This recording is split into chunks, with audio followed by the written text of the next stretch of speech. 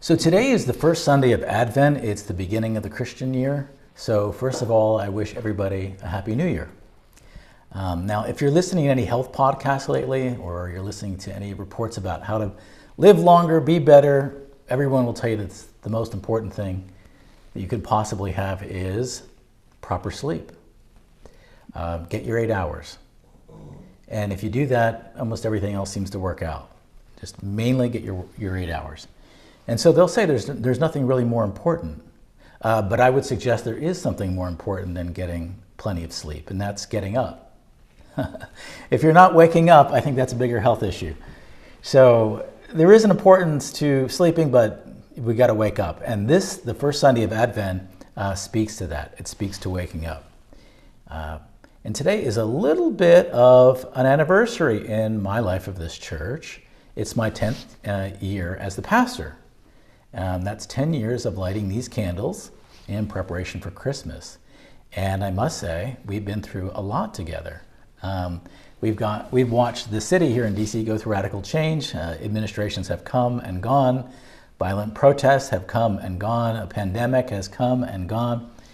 Just to name a few, and we've had with thousands of people come and go. And we've grown an online ministry, and now we're launched Swedenborg House. So lots of exciting new beginnings here. And in retrospect, it makes sense that I started Advent 2015 because Advent represents the beginning of a new spiritual life, a new thought. So the image I think of when I think of Advent 1 is this. I think of when you're waking up in the morning and the sun is crossing into your room and crossing into your eyes, and you're just sort of forcing you to wake up. That light breaks through and it's time to get up. I will say, Thank you. as the weather changes and gets a little bit colder, like today, I don't want to get out of bed. But that feeling that I'd just rather stay in bed is something that has a spiritual significance, because it's very spiritually, we have to wake up, and that's really what Advent's about. And for many of us, particularly in our society today, we're not really waking up. Our society is not really awake. I think one reason we love zombie movies right now is because so many of us are living like zombies. We're just kind of going through the motions, going through the steps, and so many people tell me, I feel like I'm just sleepwalking through my life. I don't really have any metrics of what's going well. And when you walk down the street and you sort of look at people's faces and they're, even walking, staring at their phones, it does feel like we're not really waking up. And so Advent, in this first Sunday of Advent, is a time to challenge us, because all of us have moments where we're asleep. And we have a certain voice that comes to us at sometimes, and it says something along these lines. I can't keep living like this. Have you ever heard that one? Or another one is waking up in the morning and you've been working all week, and then the first thing you do is grab the phone, and you grab the phone even as you're laying in bed, and then you kind of think, like, you start scrolling and like, is this all there is? And scrolling, I mean, the phones have really taken over our brains, mine included. And there's times when you'd be scrolling through the news and the social media for the third hour that day, and your anxiety spikes, and you can kind of feel your soul is getting numb, and you're almost disappearing into it. Maybe it's, for you, it's in the middle of an argument with somebody that you love or you care about, and you hear your own voice, and you're saying things that you don't really even care about, and you're becoming something you really don't want to be. All those moments that I talked about are uncomfortable, and they're asking us to wake up, to not sleep anymore. They're asking us to refuse to be just a zombie walking through our life. And that's what this Sunday is all about of Advent. It's that uncomfortable moment. And we generally don't think of uncomfortable moments as good things, but they're actually very good things. In the Gospel of Mark that Chris read for us today, there was a line that said, "Stay awake, for ye do not know when the Lord will come." Now, most churches interpret this, I would say they interpret it wrong, to be so bold. They talk about a rapture, an end of the world, it's just around the corner, it's very threatening, it's very fear-filled, it's an external event that you have no control over, it's an apocalypse, and you better be prepared because you're very likely to be punished. It's full of negativity, that verse. But that's not what the text is about. And it's certainly not what Advent is about. It certainly isn't what Jesus is about. In our tradition, Swedenborg says that the coming of the Lord isn't a future catastrophe that you need to stay awake to avoid. It's a present awakening you need to stay open to receive. So it's not something we want to avoid and be fearful of. Awakening is something we just need to be open to in our lives in those uncomfortable moments. So in our tradition, the Lord is coming into our world, and it's happening right now. It's happening in every moment when we begin to see the illusions in our life. They start to crack. It's in the moment when we can't stay asleep because we've been betraying ourselves or numbing ourselves or losing ourselves. So we've lit the first candle of Advent. It's traditionally called the prophecy candle. Prophecy is very often interpreted to be a prediction, but it's actually a revelation. It's an unveiling of what's true, but hidden. So the Israelites hoped for Messiah because they couldn't stay asleep to their own oppression. They wanted liberation. They wanted light in the darkness. They wanted hope. And the same is true for us right now. The moments of frustration, those moments of frustration in our life, when we're just, things aren't right. It's those moments when you see, I can't keep doing things the same way I've been doing it. Those are actually moments of prophecy in our life. They're announcing that something new is about to be born. So rather than looking at those moments with, that's terrible that that's happening, you can look at them as saying, they're predicting, they're prophesying to you that you're ready for a change. So next time when we're feeling that anxiety, we can just actually turn to our angels around us and who are desperately trying to help us and say, I don't want to live this way. I want to live that way. Help me to do it. And that's when we grow. Next time you catch yourself in an argument and you're calculating your words and you're realizing that you're not who you want to be, don't be so upset with yourself. Realize that your awareness is a revelation. You're saying, I don't want to be that person. I get to choose again. When we feel our souls numbing in these scrolls or the endless noise, and we're frustrated with it, that's hope, saying, you're made for a purpose. Are you ready to accept it? And here's how you know that restlessness that we're feeling is actually hope. You wouldn't feel the pain of the disconnect if you didn't know deep down that you were made for more. The pain is proof that your spirit is alive. Swedenborg called this beginning of regeneration or spiritual growth. It's the beginning of it, that gnawing feeling. He actually calls it a state of desolation, that raw, uncomfortable moment when the old way of being doesn't work anymore. Now, most of us try to avoid these moments. We figuratively want to pull the covers back over our heads and go back to sleep. We kind of just want to numb out and become a zombie again. We want to double down on our work, the distraction, and our performance for others. Advent challenges us. Stay awake because something beautiful is trying to happen within you. So Mark's gospel lesson is apocalyptic, but not in the way that many churches teach. It's not referring to the end of the world. The word apocalypse means destruction. Doesn't mean destruction, rather, as it's taught. It means unveiling. It means disclosure. It means the truth is becoming visible.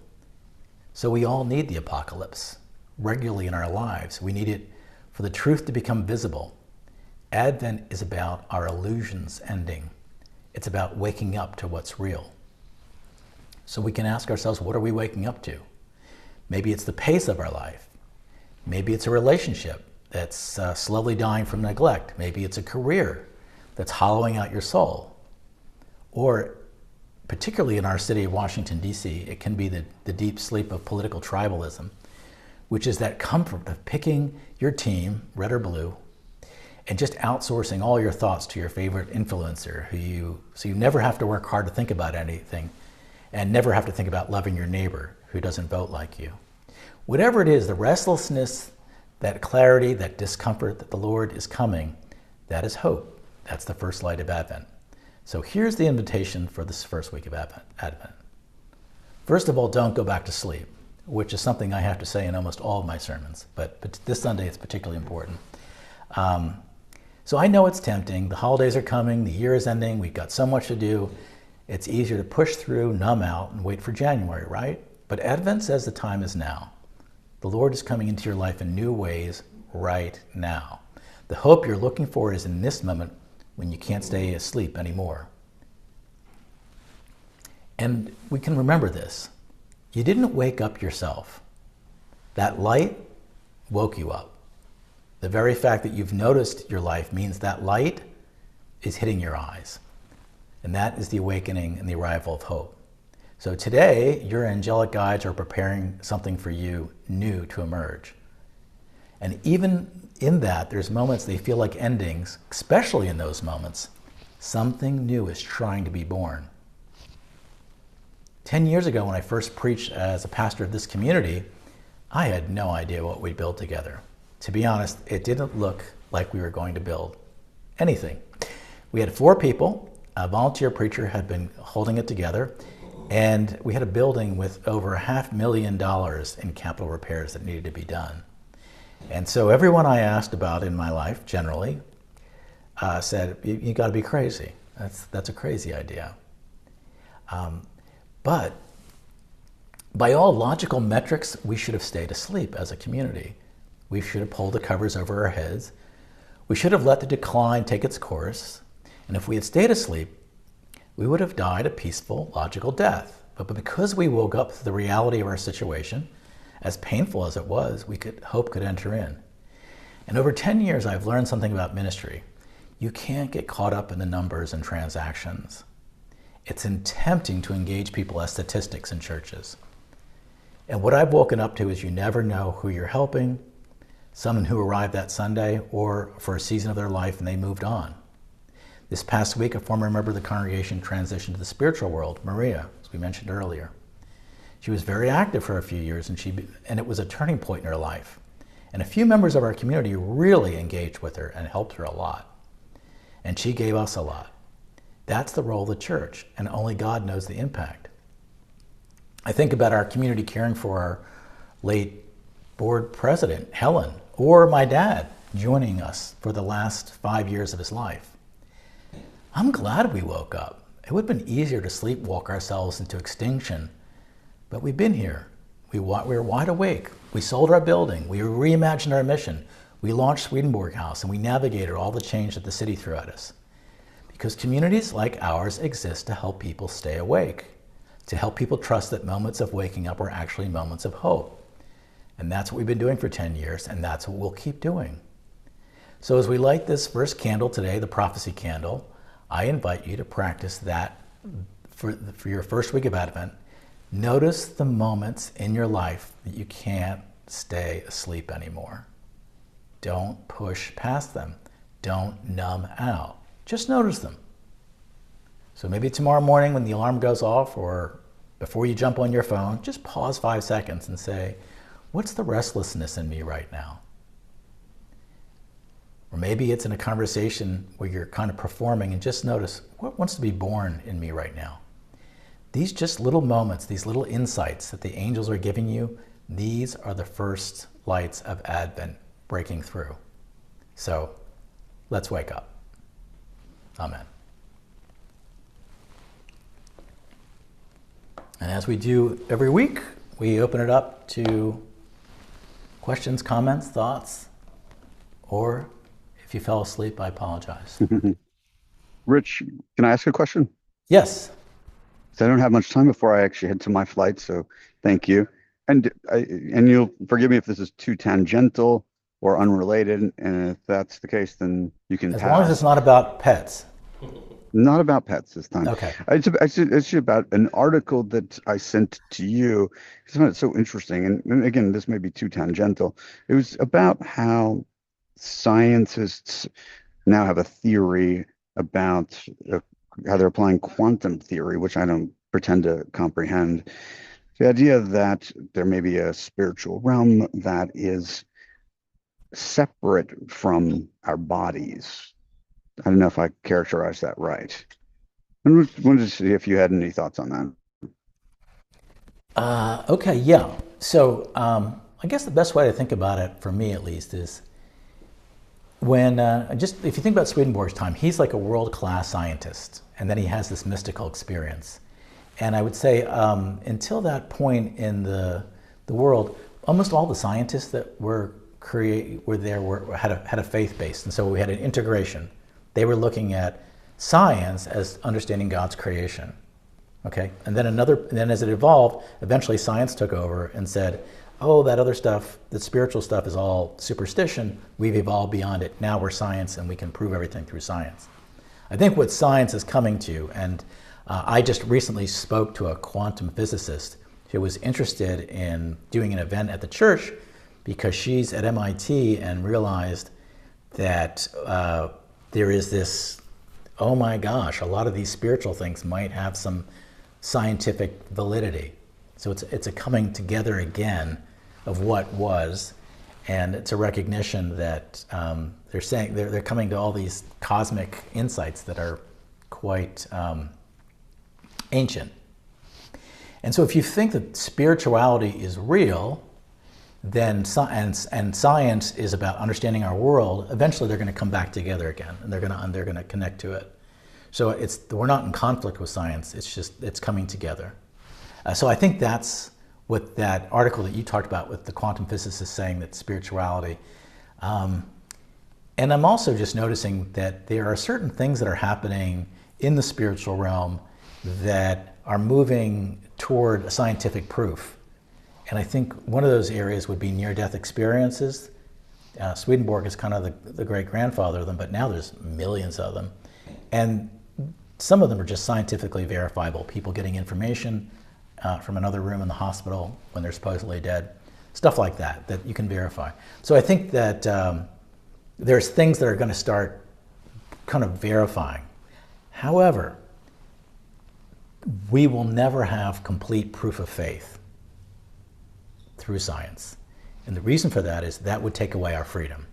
So if tomorrow everybody had it proven through science that heaven existed and spiritual and the soul existed, and it was every scientist agreed, then people would believe for the wrong reasons. They wouldn't have a choice. They would say, okay.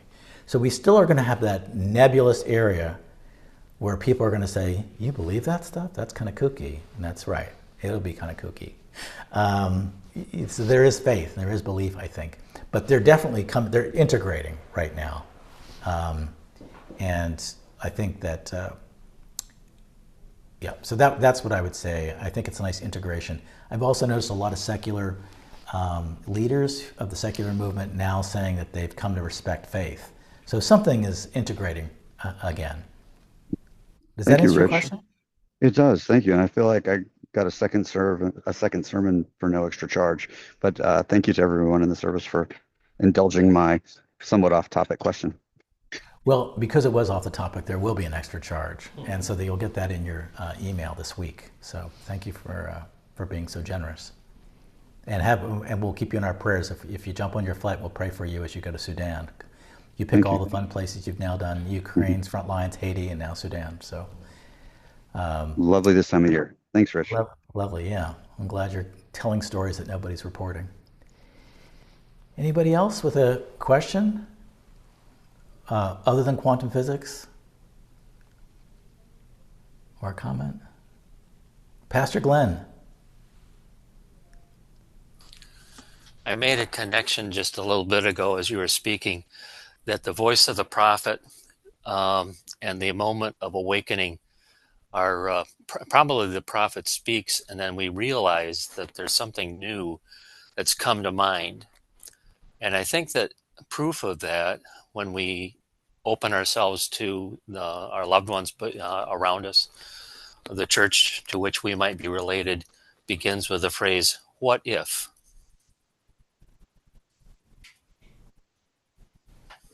Say one more thing about that. What if we stop doing what we're doing that's not helpful? What if we try doing this different thing? And being able to allow those two words, "what if," to be a springboard. But it's the prophet that's speaking within us, I believe, or the dream that we experienced this morning that has come to life within us. And now, as we speak of that new vision, if we ask that question, what if, in some ways, we have become the prophet that is calling to others to awaken to another possibility.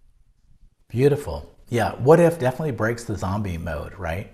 Because we stop doing what we've been doing and we say, is there another way? And generally, people, if you seek advice at that time, conventional wisdom will always tell you, no, it's got to be this way, because this is the way we're all marching in our zombie parade here.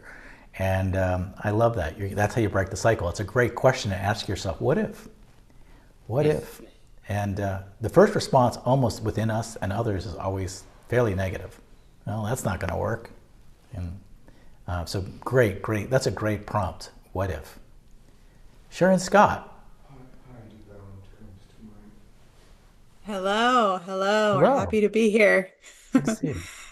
Um, well, as you know, Rich, this topic is really, really important to me, and I really do think that we are waking up as a society, and that all of this chaos and insanity that's happening is becoming so clear that it doesn't work. The way we do greed, the way we do money, the way we do healthcare, the way we do everything, education, like all of our systems, politics.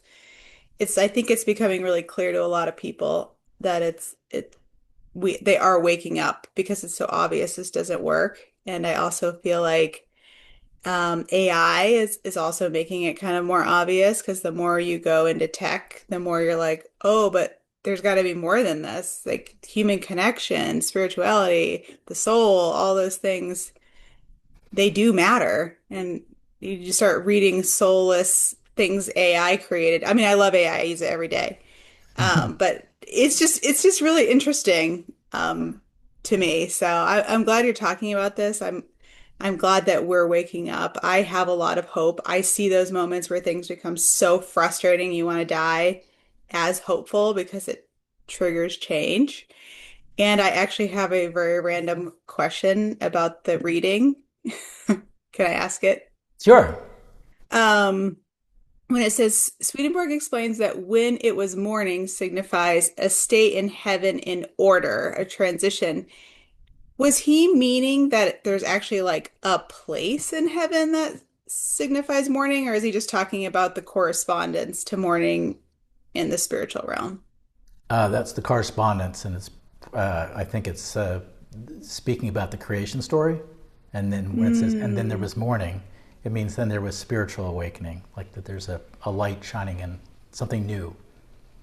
So that would be, that makes yeah. So it's probably from sense. Genesis. And I just appreciate your other comments. That one thing is, as I noted in my 10 years at Church of the Holy City, it's been you could call this 10 years of chaos in Washington, D.C. I mean, there was even one night where I was sitting on the steps of the church that people were thinking of possibly vandalizing it as they marched down 16th. I mean, just all the things I've just watched. And I think that framing it the way you just said, Sherry, is very valuable. If we look at the chaos as the restlessness, as the, like, we've got to rethink this, as Glenn said, the what if we're doing this wrong, we could do it differently. If it's that kind of should give us a sense of peace. Because, Swedenborg famously said that you can't create something new until you've disordered and then you reorder. So we are clearly in a time of chaos and disorder right now. And if you think about it as, oh, that means that something new is coming to life, let's be part of that. It is actually a very positive, hopeful view of the future that we have to go through this. Because I think how many pundits will say, well, all conventional wisdom is wrong right now on whatever topic, trying to predict an election or trying to predict the market or trying to predict our economy or trying to predict anything. They're just the talking heads. The old rules don't work. So I like that you mentioned that. And also finally, I like that you mentioned AI, because it sort of gets to Jason's question about quantum physics. We're going to have to figure out we're going to have to understand what's human and what's not human. And what's human is going to become a premium. And that means our spiritual life, and having a spiritual life, is going to become a premium as well. So thank you for all those thoughts, as always. Thank you. Any other questions or comments? Anybody here?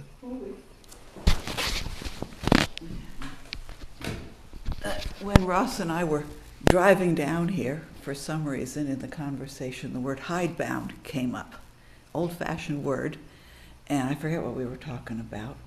But he's like, well, what does that mean? And so we're looking up hidebound, which means unable to go beyond the conventions to see anything new. And it's just kind of interesting, the correlation between your sermon and the being asleep as a zombie is being hidebound in some way. You got a little revelation on the way in today, because that's exactly what it is. It's getting stuck, and I saw it in the life of the church. I remember when we were, thinking about selling the building. I just remember the reaction was so negative, like, oh my God, we've got to keep doing what we're doing. We've got to keep doing this. But it was clear it was not working, and it was expensive, and the space didn't reflect the needs, But there is just a desire, like the hidebound, like just to stick with it, just whatever it is, and not question it. So surround yourself with people who will also ask questions in your life and ask you questions, so you don't get stuck in your own story. Anybody else here have a question or comment? Can you hear me? Yes. Okay. Yeah, I have a comment. Go for it, Betty. My husband died 2 years ago, and he has been in contact with me constantly over the past 2 years. I'm a medium, and he knew that. And so he's been in contact with me. And he's been saying to me that we're going through a time like we have not gone through before, and we'll need to be awake. One of his constant reminders is, please wake up. One night in a dream, he came to me and he was touching my cheek like this. And he was saying, wake up, as he did that. And I said to him, finally, will you please stop doing that? And he said, yes, but you must wake up. And I said, I am awake. And then he said to me, you are awakened. And everything since that moment has changed. I had a stroke, and that took part of my vision. So that's meant a big change in my life. And I have been in contact, like I say, with him. And his whole thing is we're moving into a time of complete change, complete growth. And we have to be awake to accomplish that. And so your sermon about it being about newness in the Advent, yes, that's what he said pretty much over the past couple of weeks, that it is about newness. But it's a new way of thinking as well. It's not just a newness, it's understanding that Jesus is coming into our hearts. And the Swedenborg's contents are basically saying that as well. So that's all I have to say. I just wanted to make comment on that. Well, thank you, Betty. And thank you for sharing your gift, too. So Betty's late husband was a Swedenborgian minister. And many years ago, I had an issue with poltergeist activity that people needed help with. I didn't know who to go to. Like, the Catholics kind of have this down. You would think the Swedenborgians would have this down, right? Because, right, Swedenborg is traveling other worlds, and then he's a medium and all that. But the Swedenborgians were very afraid of this and very, like, we're not spiritualists. We can't really get into it. So anyway, I talked to your husband at that time, and because he was sort of an expert on connecting, and so you are as well, and it's cool that he's connected with you. I'm surprised there aren't more Swedenborgians who have that ability. I feel like I'm pretty connected, but I don't have what you have. So anyway, I'm glad you shared that, and I'm glad that his insights are reflecting this idea that we've got to wake up. So beautifully said, Betty. Thank you. Anybody else? I just wanted to repeat, I missed what her husband's reply was when she said, "I am awake."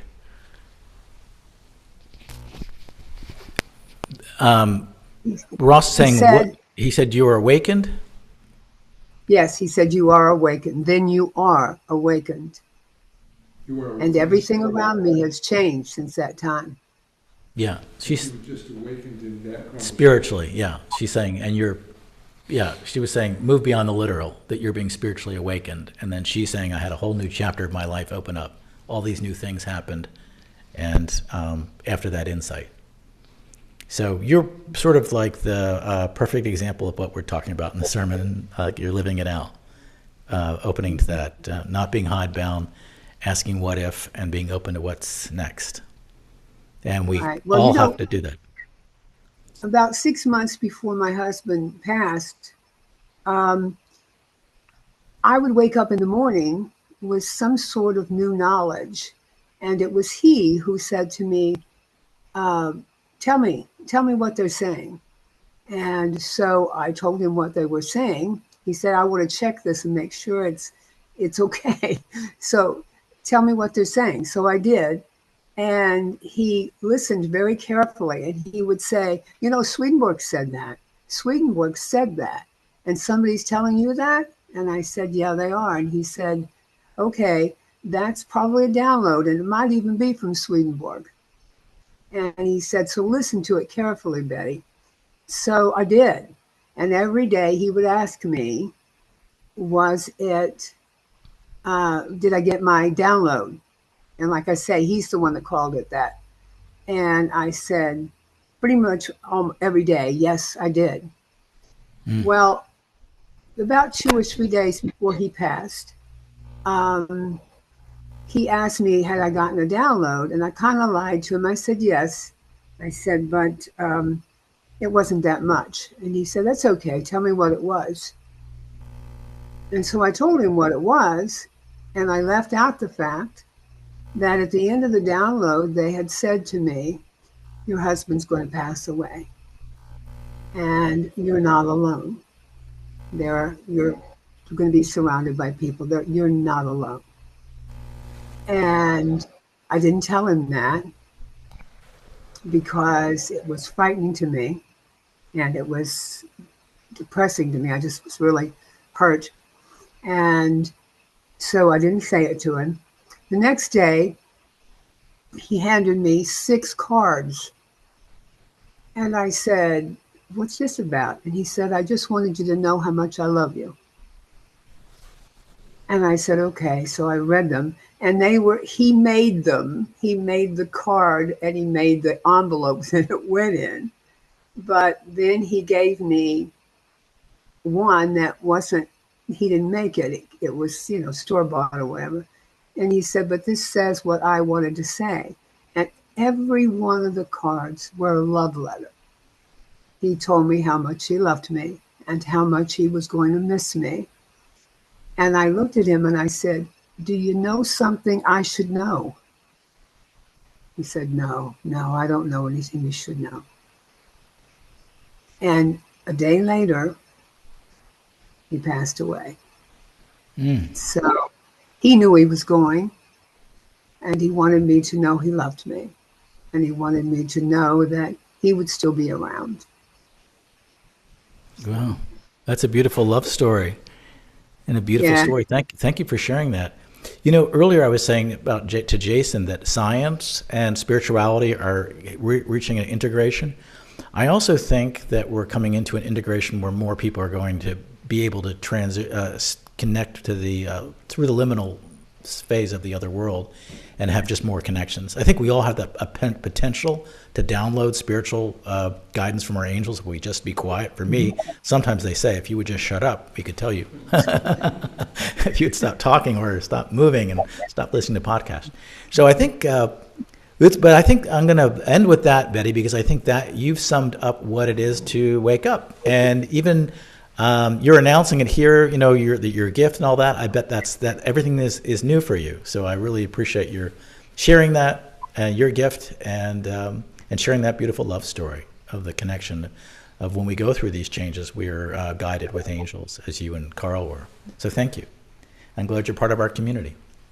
Thank you.